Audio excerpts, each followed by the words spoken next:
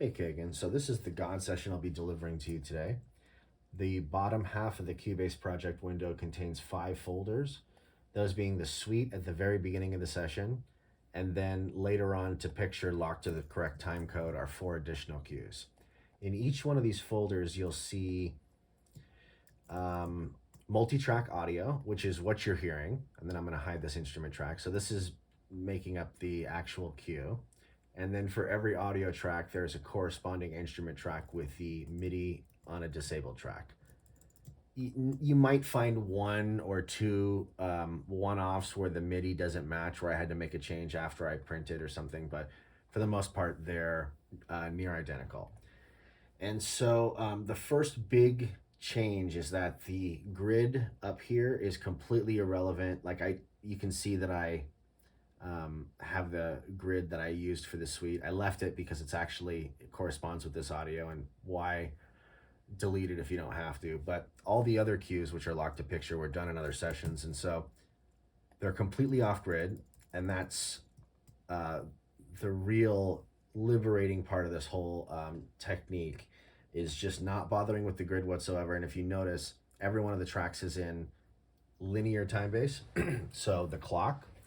And if you notice in track control settings, I've set the toggle time base button to be the very first thing you see after the mutant solo. So you should be able to see any yellow music notes, and just no track, whether it be audio or instrument, should be in musical time base. Everything is going to be time linear through the entire process, which is really cool because it makes it so you just cut to the audio click. This becomes your anchor, and this also becomes your ruler.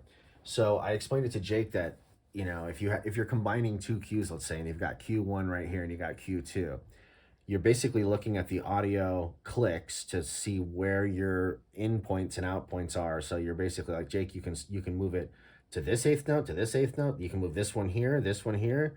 They can overlap here, they can overlap here. But we're always working on a fixed grid, either it be from the first cue or the second cue, or you can cut in additional bars, if something's working at the very beginning of the cue and it's working at the end, but you don't have anything for the middle. You can, of course, take the click and excuse me, cut in the middle time. In fact, if there is any situation in which you do have a cue start and a cue a cue after silence, the best way to set me up is to actually make sure that that click lines up both in the blank space and the next cue. So if you're basically creating a bridge with a click track between two cues, knowing that those mathematically connect on, they hit on an eighth note or a downbeat, or even beat 3, even if it's a random place. I mean, better than anyone that you can make anything work as long as it kind of hits on a beat. So that's the limitation, but that also gives a lot of flexibility, as well as time stretching. Now, if you notice, because we're in musical time linear, and all of the MIDI and audio are exactly the same length down to a locked frame, this makes it really easy and safe to time stretch kind of radically, whatever you want. You'll time stretch the audio click with it so that you have, it's always in sync and you always have a visual representation of the time. But, it's really great because you can time stretch and there's no risk of anything being um, time stretching it at the different amount, right? Like sometimes if you just have one cut right here, an accidental cut that you didn't notice from a previous edit, let's say, and everything else was uncut and you time stretched it, that one track's gonna be out of rhythm, right? Out of offbeat in relation to the others, and it's impossible to get it back. So a good rule of thumb would be probably to create a duplicate um, tracked version, when editing. But it's also not necessary as long as you make sure that there's not a cut of any kind, because as of right now, it's just clean chunks everywhere. And let's say you wanted it to be until here and speed up there, then that's great. You just cut right on one of these clicks. I'm sorry, you do all the audio, but you just cut on one of these audio clicks anywhere you want, and and beautiful. Everything cuts the same. And then when I re-engage the MIDI, all I have to do is I'm not like doing this elaborate tempo map, because I can literally just line the grid up with these clicks. I can visually tempo map an edit back from Jake like 10 times faster than I can build it musically, or logically, or feeling it out, or adjusting it. It's like it's 100% accurate every time, because it's just visually right onto the click. So that's the real benefit of just keeping the audio fixed in a position and making our own grid. So I think it's really liberating and really cool. And when it comes to the cues, feel free to do anything that you think in terms of like stripping off melody, pitching things up, combining cues. If you'll notice up here, there's a cue sheet marker track.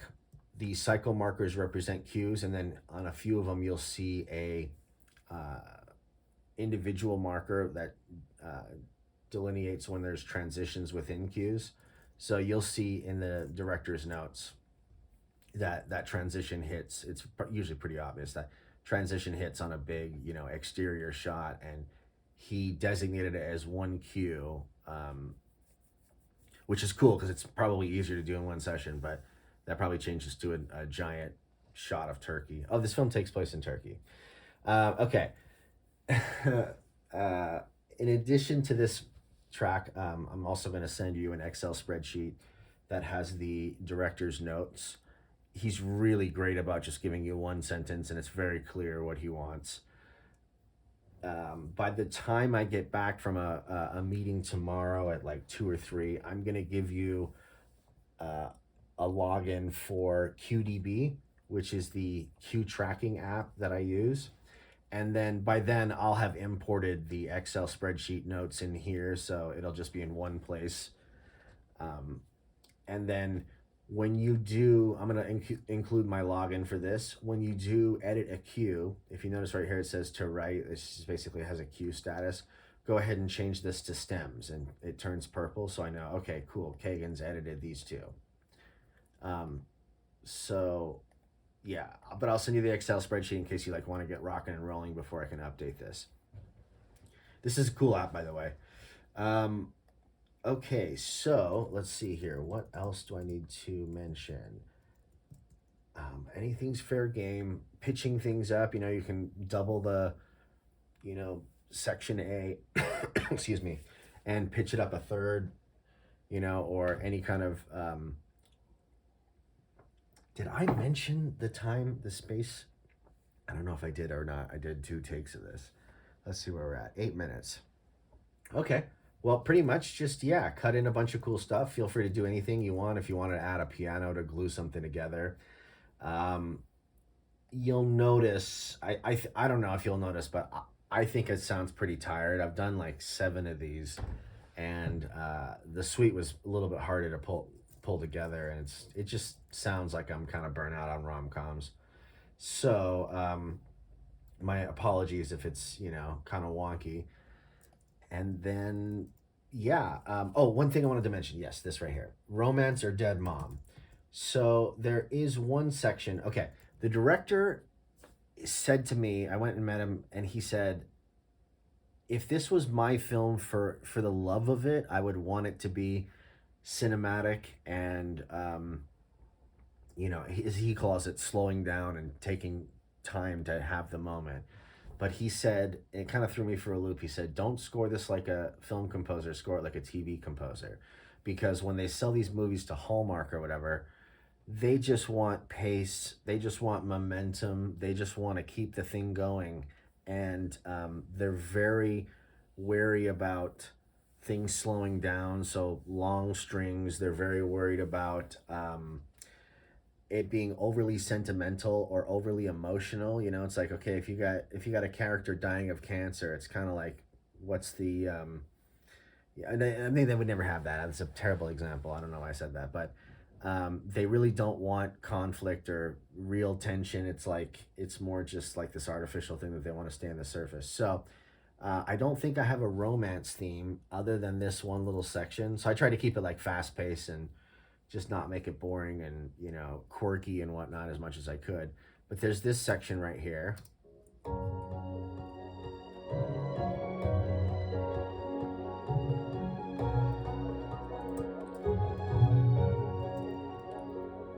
And what I'm thinking is, um, that was about as sentimental as I can go.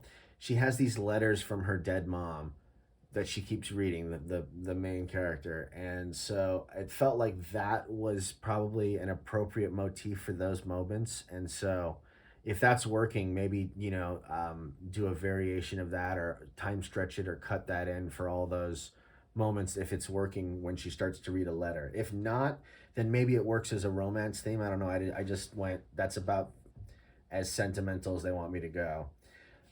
So romance or dead moms, and yeah, that's pretty much it, man. Thank you so much. My apologies if the music is, what it is.